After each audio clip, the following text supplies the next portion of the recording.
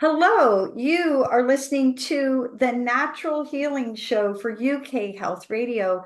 I'm your host, Catherine Carrigan, medical intuitive healer, Amazon #1 best-selling author. You can find out more about me and my work at catherinecarrigan.com and unlimitedenergynow.com. While you're there, definitely sign up for my newsletter so you can learn even more about how you can heal yourself naturally. Now, our guest today is a returning guest, Jamie Lee Silver. Jamie Lee Silver refers to herself as the Grief to Gratitude Guide, and she is the author of a book called Our Forever Ben. And you can find out more about Jamie Lee Silver and her wonderful work at her website, tapforhappiness.com. Welcome, Jamie Lee Silver. Thank you, Catherine. It's really wonderful to be here. Thanks for inviting me back. So, Jamie Lee Silver, for our audience, we're going to be talking about channeling our departed loved ones. So, let's start from the beginning for our audience. What exactly is channeling? What does that mean? For me, it means tuning into the energy that exists, even though they're non-physical, the love that still exists, that the purest essence of who they are without needing any intermediary. And in my case, what I do is I listen for their words and then write it down. So it's automatic writing for me. Yes, and Jamie Lee Silver, I've had the same experience myself, where I have channeled my departed loved ones, and I do the same thing where I listen, just like I'm taking dictation. Yes. Now, Jamie Lee Silver, someone listening to this may say, well, do I have to have special gift? Does someone have to have special gifts to be able to channel messages from their departed loved ones? Or do you think anyone can do this? I think anyone can do it. And I think sometimes there are emotions that you have surrounding the physical departure of that person, which is where I am also a clinically certified emotional freedom techniques practitioner. So if anyone does have like kind of blocks that get in the way, we can take care of that through tapping. And then for the rest of your life, you can have that channel flow. No, Jamie Lee Silver here at the Natural Healing Show for UK Health Radio. I've interviewed a number of people whose professional job title is medium. So a medium is someone who receives messages from departed loved ones on behalf of a client. And here you and I are talking about doing this for ourselves, right? Listening to our loved ones and simply writing it down. What is the difference between receiving messages through a medium and receiving messages for ourselves? Well, I trust this is a hard one to answer because have never I've never worked with a medium. I know people and I respect them who are mediums. But Ben's my son Ben's spirit was so strong after he became non-physical that I did not need an intermediary. Okay, and myself, I've both worked with professional mediums, meaning I've gone to them as a client and also received messages myself. So I just want to point out for our audience, it's possible to do both. Yeah.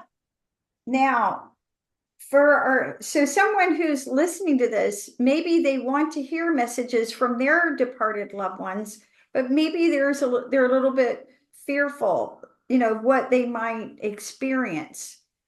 what, in your experience, what does it feel like to receive messages from our departed loved ones? Love and light and happiness, and he makes me laugh. And I also channel my mother, my father, and anyone I want to, anyone I want to. Um, and it feels like this wonderful energy that's coming through. So, and yeah, so it feels great. Now, when I've interviewed professional mediums, their advice is to wait at least 6 months after someone has passed over before trying to connect with departed loved ones. What's your advice and what's your Oh experience? man, it was a couple days for me. Yeah, and we'll get to telling our stories. Yeah, Okay, so I'd like to hear your story, and then I'd like to share my own story good. with my grandmother. So, Jamie Lee Silver, will you share for our audience about the first time you heard from your beloved son, Ben? And will you share with our audience, if you will, about his death and then when you started to hear from him? Yeah, yeah. Well, the the main point that I like to say is that it was me reaching out. Yeah, and I really want every audience member to hear that. There's seeing signs, etc., where you're kind of waiting for the other person to reach you. But in my case, it was just me reaching out. And every time I reach out, he's always there. So I like to say, you are the message. Don't wait for a message. You don't have to wait for anything. And it was just a few days after and the thing is that I now I've got to say that I'm trained in energy healing. I've been meditating and praying my whole life. I used to have a 2 hour a day practice or more, but I do believe that all of our consciousnesses are raising at the same time. So even if you haven't done that, you can still do this. And so I'm just going to read you a passage. Um, it was very tragic what happened to Ben.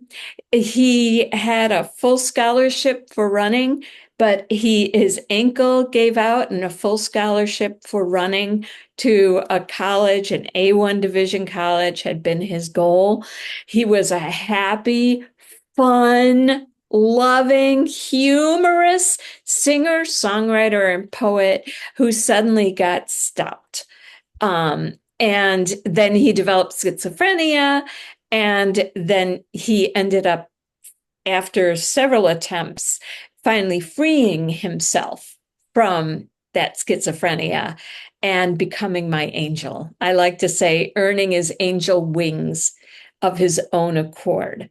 And on the one hand, I could feel his spirit immediately being like, wow. And on the other hand, I had my own humanness to go through, which is where the EFT tapping came in, and how I help my clients. But so I wrote to him, Dear Ben, soaring above us all, free and flying, you got your way. You ended your torturous road. You are released. And now you will have all of us chanting for you as your mission continues right here, right now, forever. I will cry until I run out of tears. I cry in gratitude that you came to me. And we had those 22 years.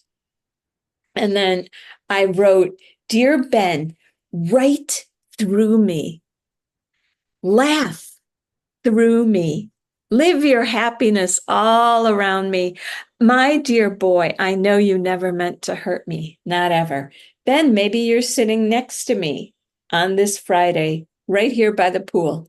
What do you have to say? And he wrote, Mom, I did it. I knew at the time I meant to do it. I knew it would make you sad, but I still had to do it. And my story is not yet written, is not yet told, but will be. My life and death has meaning, not had. Dearest Mom, my closest friend, my absolute love, don't despair. I know you will live a life of meaning, of warmth and creativity. Together we will live on. Together we will always live on. Enjoy the sun. Enjoy this day. Enjoy your life. Your forever Ben. So for our audience, okay, because whenever we lose a loved one through any method, it can be tragic and almost paralyzing, right? Grief can be quite paralyzing. I know I've lost loved ones and found out about it and literally been unable to move for a little bit.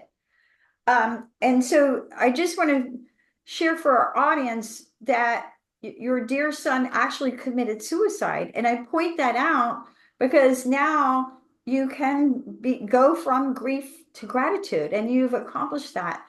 I would like very much for our audience to share my own story about channeling my grandmother. And I think I have to start sort of from the beginning. My grandmother and I were very, very close throughout our life. We always used to joke about who was taller. We were about the same size. We looked the same. And she only had one child, who was my father, never had a little girl. So she was absolutely thrilled when I was born. At any rate, towards the end of her life, and I grew up in Savannah, Georgia, I had gone down to Savannah to visit family, but it was a very short trip. And, we can all appreciate what that's like when you've got a short trip and are unable to see everyone. And at the time, she was in a nursing home. Now, of course, if I had any inkling that she was on her deathbed, I would have been right next to her, for the rest of her life. Because when my grandfather passed away, I sat next to him and read the Bible for probably like 5 days nonstop. Okay. So at any rate, so the story, it's a true story. So I was actually with my father in church, in a little church in South Carolina. And I wasn't aware that my grandmother was on her deathbed. And all of a sudden, I started crying. And by Wow. crying, I mean like there was literally water on the floor. I was crying that much. So it was a little church, wooden bench, wooden floor, and I cried so much there was water on the floor. So needless to say, I didn't quite understand why I was suddenly overcome with grief, but I was super embarrassed about it. And as soon as church was over, I headed back in my car and drove back to Atlanta, which is about a 5-hour drive. This is a day, before cell phones. It's like I'm so old, Yeah. around before cell phones. And at any rate, when I got back to Atlanta, about an hour after I returned home, I received the call that my grandmother had passed away. So Wow. I remember picking up my journal, and you talked about how you on purposely connected to your son. Well, I picked up my journal and I literally heard her voice. I heard her voice as if she was sitting right next to me. And I'll never forget, she said, and this brings almost tears to my eyes. She said, I love you more than life itself. Aw. Because I love you more than life itself. And, we have to remember and realize that when people pass over, the love is still there, right? And so she said, I love you more than life itself. And so I heard her. So I just started doing what you talked about, the automatic writing. And I was writing down what she was saying. And I said to her, please don't go. And she said to me, I will be in your writing. Yep. Okay, I will be in your writing. And then the funny thing is, okay, as if that wasn't an odd enough story, at the time I was a playwright and I had written 12 plays. And like every other playwright, I would send off my plays, and then, months later, I'd get the rejection back in my mailbox. My grandmother died on a Sunday, and then the next day, I was actually in the airport on about to fly home to Savannah for her funeral. And there was a message on my answering machine. I'd gotten a phone call from a theater in New York, and they had been cleaning out plays they had received. They picked up one of my plays, started laughing hysterically, and they called me up because they wanted to produce it. Yes. And I turned to a friend of mine and I said, my grandmother works fast. So, and that was, one of many stories, as I'm sure you can tell one of many stories about channeling your son, Ben. But in both Jamie Lee Silver's case and my case, Catherine Carrigan's case, I hadn't received any special training in how to listen. I just listened and I wrote down what they said. And without, let's take a message and listen to take a break and listen to a message from one of our commercial sponsors here at UK Health Radio. I'm your host, Catherine Carrigan, medical intuitive healer, Amazon #1 bestselling author. We're listening to Jamie Lee Silver, author of Our Forever Ben. We'll be right back.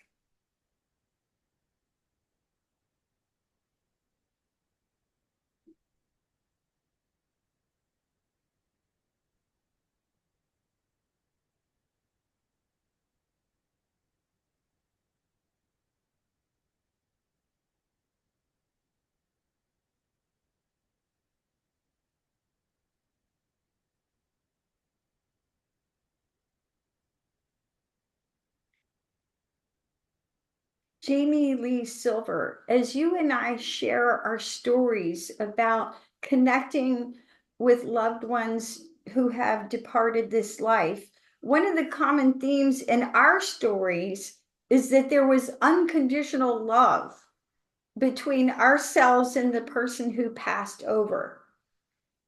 As someone who works with people to empower others to channel messages from loved ones, what are some of the common blockages that people have when they're wanting to channel messages from departed loved ones? Great question.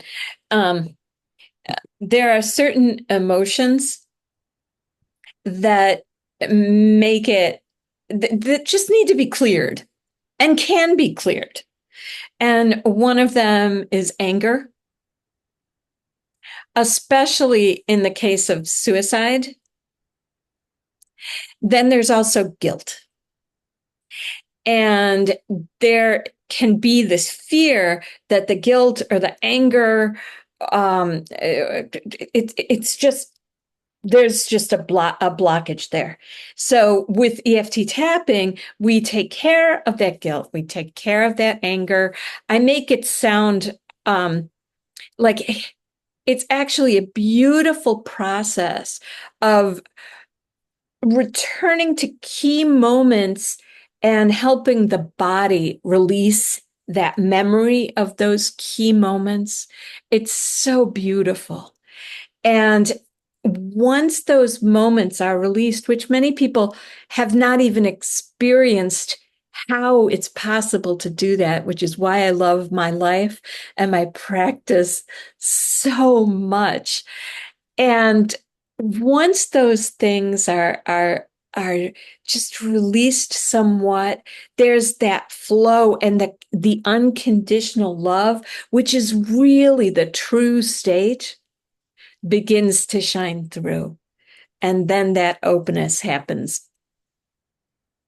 Great message. When I published my second book, which is called What is Healing? One of the primary messages in that book is when you love unconditionally, you know whatever it is you need to know. And I'll say that again, when you love unconditionally, you know whatever it is you need to know.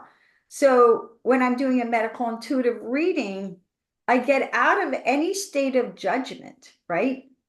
It's you have to be in that place of unconditional love in order to receive divine information, right? Yeah. So if I'm in any kind of judgment, I'm in my ego. So when you're talking about anger and guilt, you're really talking about unfinished business, right? Yep.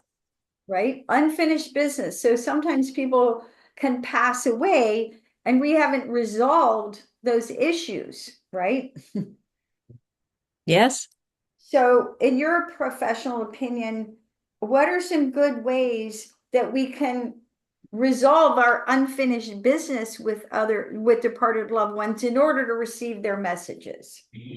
Thanks for asking. I really recommend working with a professional, someone like me who is absolutely trained in the type of I want to use the word trauma, but I also want to say heightened emotion that goes around death. And it's essential to work with someone who is qualified, who's experienced, who has a good reputation. And see, like I'm putting my hands up to mirror each other to show that, as an intuitive, like Catherine is as well, when I'm working with clients, and I'm sure Catherine can relate to this too, I feel what they're feeling. So I can really be a guide into that more gentle state. And at the center of all of it is self-love. And the more that you clear those emotions around those who've passed on or those who are still here, the more your self-love can flow into your life, which is really the state of being that allows everything you've ever wanted. So, I'll just say this for our audience, and it's just a point of an understanding about any intense emotion, okay?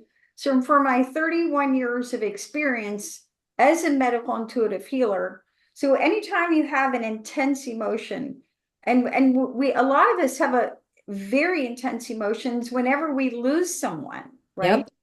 Someone that we love. I remember I lost a dog and I cried all day long every day for a week, right? Wow.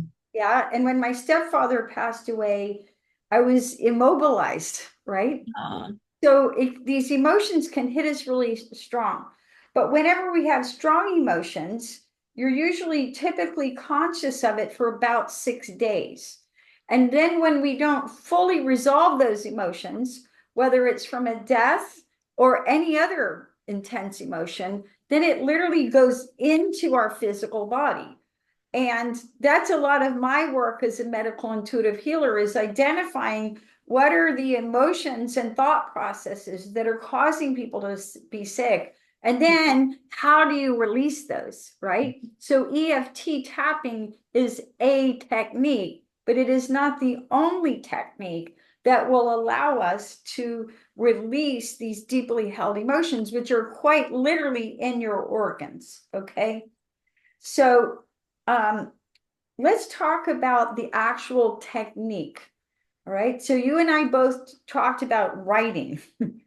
So what technique do you recommend? Can you recommend what are the steps that people need to go through to channel a message from their departed loved one? well, I have a workshop about this, and everyone always is able to tap in. And the steps that we go through is writing prompts. So I have, first of all, we begin with a meditation, then we go into a telling of the story. But the writing prompts are what I love about you, what I miss about you, what I want to tell you, and what I wish you could tell me. And then we do tapping just to release the emotions that brought up. And then it's the invocation. This is what I wish you could tell me. And then the listening part starts and everyone starts writing. Brilliant. So there's questions again for our audience. What I love about you, Yeah. and then What I miss about you. mhm, what I miss about you, and Mhm. then What I wish I could tell you. mhm, And what I wish you could tell me. yeah, what I wish you could tell me. And then you use EFT tapping, right? And Yeah. you and I did a show recently about EFT tapping. Yeah. Clear some of those emotions, and then you listen, and then you write. That's right. That's just beautiful. That's Thank just beautiful. you. So for our audience, will you share some stories about some of people who used your Yes. Yes. Yes. I have a wonderful nephew and his mom uh when he was 15 she passed away and she and I were extremely close, my sister-in-law. And he attended my workshop. And he attended this workshop not like he did it because I was leading it, not because he thought anything was going to happen, really. He was just supporting me because he's a cool guy. And so he got this letter from Marla that so thrilled him that he never needed another letter ever. Like this was it for him.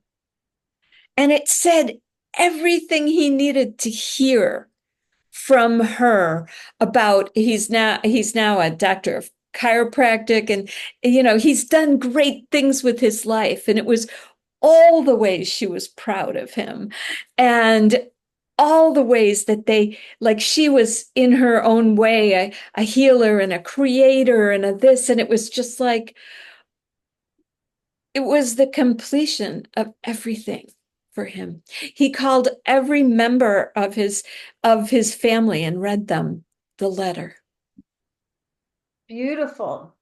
Now, so a skeptic might be listening to you, Jamie Lee Silver, and say, well, how can I tell that what I write is not just the projection of my ego? I love that question because my answer is really it doesn't matter. It doesn't matter.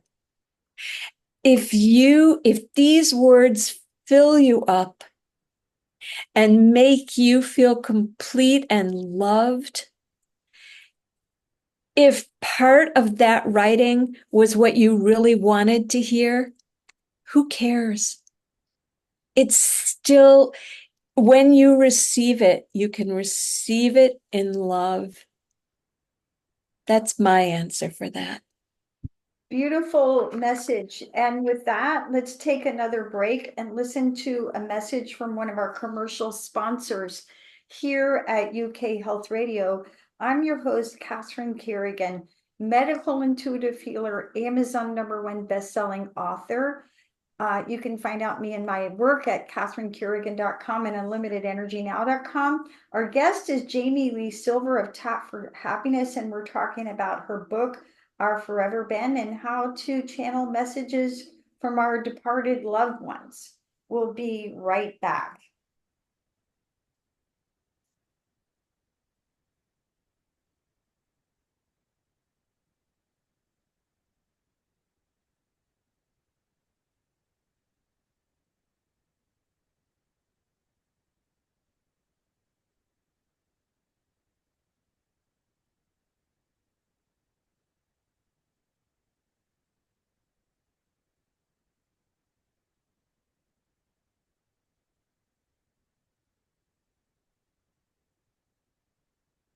So, Jamie Lee Silver, as you and I have both experienced, grief can be such an all-encompassing process, right? So, Yes. when we find out just the news that somebody that we love so much has passed away, again, it can literally immobilize us, Yeah. often for days, weeks, months on end.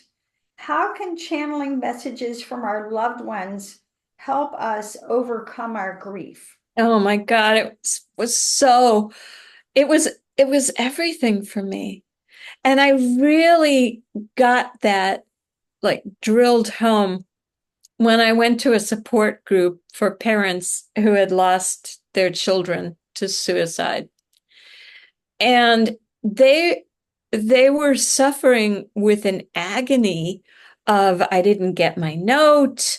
How come I didn't get my note? All these things that I was like, I get my note every day. I get my note anytime I want it. And that helped give birth in me to I need to help people with this. I need to help people with this, become skilled in EFT, and then have a process that people can learn because I'm I'm not tortured. And I don't want other people to be tortured either. Yes, and having worked with people who've lost loved ones, it seems to me that the greatest grief of all is mothers who've lost their children. It just that's That's not supposed to happen. it seems to be like the hardest grief of all, even harder than losing your partner, right? Yeah. Yeah. It's Now, not supposed to happen. now I have to share, I shared about my grandmother, and again, I could tell many other stories about communicating with additional departed loved ones. But I have to tell this story also. I remember one time I was in a healing workshop in Canada, and it was basically everybody there who was a healer, and somebody was watching me, and they said, "What's that old woman doing hanging around you?" Oh. Right? And it was my grandmother, of course, right, who had hung around to protect me. And I absolutely had an abusive childhood, so I completely understood why she would have hung around, because she was my protector during Yeah. my lifetime and also after she passed away. So, a question that people might ask is, does communicating with our loved ones cause them to hang around rather than passing into the light? Oh, I love this question because our first year of communication and what's in our forever Ben um, is it was all of Ben talking about where he was in Mm. relation to me. And he said that there was this core of energy that ran through me and that ran through him that was always going to be there. It wasn't not going to be there and always had been forever and ever and ever. And that even if he was, let's just say, reborn or he said he could basically be wherever he wanted all at the same time. And there was this lightness of spirit that had nothing to do with going from the darkness to the light. It was just all light, all light. And my love and my generation, generating of that love, it's just like there's nothing else but that than love. And he's happy to be in every bird that flies in the sky and with his brother or running with his best friends or wherever. And it's just this wonderful story of hope and love and light in the non-physical. Now, I have a very dear friend whose husband passed away a couple of years ago, and they were very, very close, about as close as you could possibly be as a husband and wife. But after he passed away, she's had difficulty hearing from him. What would you say to someone who's unable to communicate with a departed loved one? What does that mean? Get with a professional. Call me. It really is. You just need a little extra support to open that door. Okay, okay. So, so we're talking overall about overcoming grief, and your job title is the Grief to Gratitude Guide. So, from your experience, how long do, like when you have a cold, it's going to take 7 days or a week, whichever comes faster, right? How long does it take to overcome severe grief? I can't answer that. It's different for every person. And what tools do they employ? And uh, and who are they seeing? What are they doing to, I have a certification in death and grief studies as well as a grief companion. And there's a certain amount of mourning in doses, which is very, very helpful for you. And that means with other people, the ability to share and have the ability to talk about your loved one, whether it's with a professional or whether it's with your girlfriends or your coffee clutch or whatever it is, with your family members. Not everybody has that. So you need to create it and take that time to just poignantly remember. And then there is this moment, and it's born out of determination. I think for me it was that I just said, I'm going to turn this poison into medicine. I'm going to use the worst thing that ever happened to me and turn it into something that will help so many others. And that was when my memories of Ben and looking at pictures of him started to change from when I looked at them that I felt sad, that I looked at him and it got turned around and I could say, I had that boy for 22 years. I could have not had him, right? I had him for 22 years and oh, the good times we had. And there's a saying in the Jewish faith, may his memory be for a blessing. And I prayed to be able to understand what that meant. And now whenever I think of Ben and his memory, my heart lights up rather than closes down. So, as you know, grief is a process, right? And so many people, whenever they experience pain or have emotional suffering, we want to move through that. It's like, my back hurts, let's just get over it, right? But grief actually isn't like that. How can we create appropriate space in our lives to give ourselves permission to grieve in a healthy way? I'll tell you how I did it with there was a person that I had in my life who had given me lots of beautiful music and wonderful, wonderful times together. And I chose a spot and a place to do my mourning, to get it out.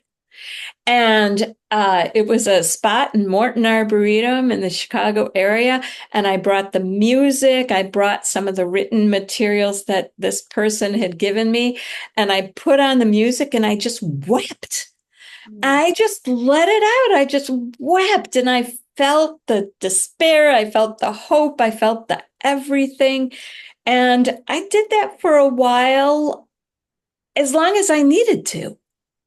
And then suddenly there was just this lightness that came upon me. So you can choose to actively mourn. And in the studies that I did, there's grieving, and that's like not actively mourning, it's keeping it in. and hoping it'll go away, like pushing a balloon, an air balloon under the water. And then there's mourning, which is like the feelings expressed, and they give you quite a bit of freedom when you do that. So, Jamie Lee Silver, when you and I are both sharing the stories about how we channeled messages from our departed loved ones, both of us had the same experience of where we heard their voices and then we basically wrote it down as if we were taking dictation. I myself have had experiences where I've actually seen my departed loved ones. And what is your experience? Can we also see our departed loved ones? And I'm talking about in my mind's eye, right? Next to me. Oh, oh, oh, yeah, and feel them. Mm-hmm. Ben and I have watched sunsets together. I can feel his arm around me. I feel him holding me. Um, yeah, yeah, yeah. I remember one time years ago, I was very sick in my early 30s, and I'm 65 right now. And I got sent to a cardiologist. And I walked in, or the doctor walked in, and he looked at me. It's like, why are you here? You know, I'm 5'3", I'm not very big, I'm not overweight. It's like, why are you here? You know, he's used to people very sick.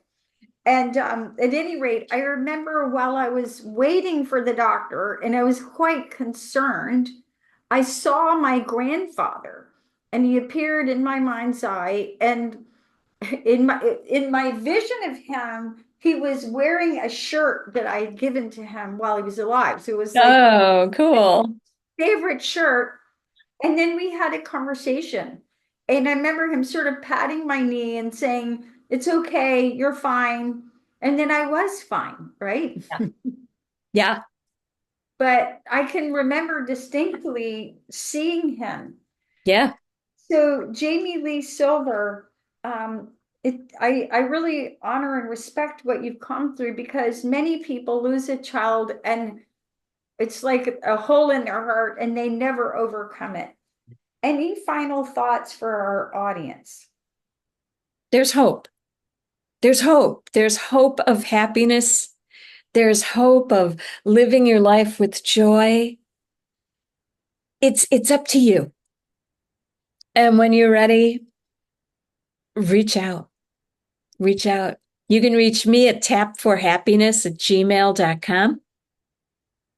My website is Tap for Happiness too.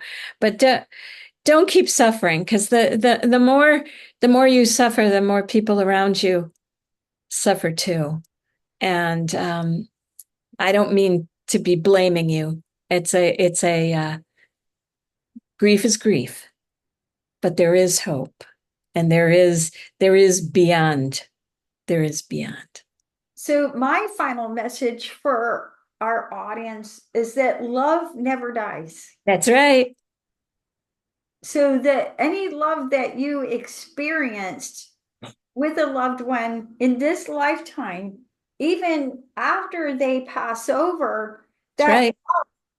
can support you and sustain you literally the rest of your life. Yeah. And love is eternal. Yeah. Ben's my biggest cheerleader. Whenever I write to him, he's like, "You got this, Mom. I'm so proud of you." And it feels so good. So, my final thoughts for our audience is love is eternal. And when you connect into that channel of unconditional love, it can heal you on all levels. My name is Catherine Carrigan, medical intuitive healer, Amazon #1 best-selling author. You can find out more about me at catherinecarrigan.com and unlimitedenergynow.com. While you're there, definitely sign up for my newsletter. And so you can learn even more about how you can heal yourself naturally. Thank you so much for listening. And remember that love never dies. Thanks so much for listening, and we'll see you next time.